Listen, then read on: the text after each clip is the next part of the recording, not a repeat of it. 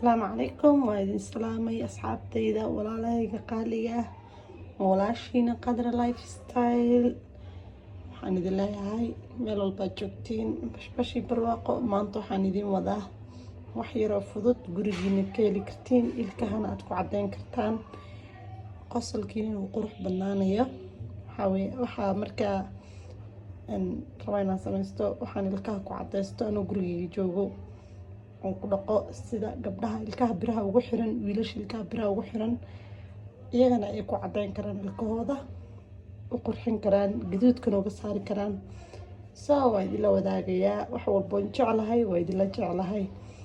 halkan waxaan ku haystaa baking soda ku haystaa iyo liin dhanaan iyo Colgate marka insha Allah saan iskugu dardaraya ila socda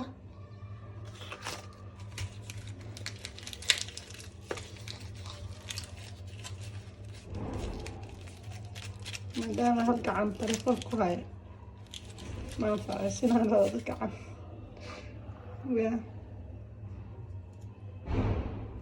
liinta hal jaba isticmaalaysaa saa burinayso aragtiin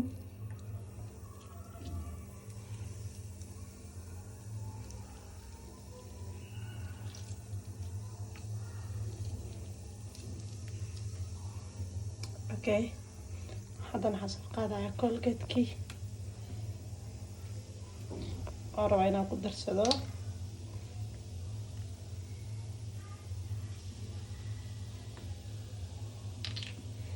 soo marka kana alaabtii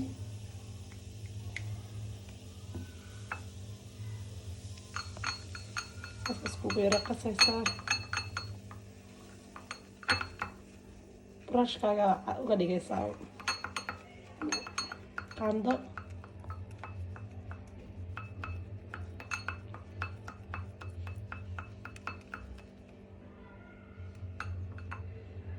ilkaha ku cadaynaysaa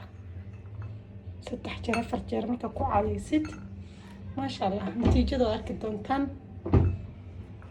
af qurux badan oo markii la fiiriyo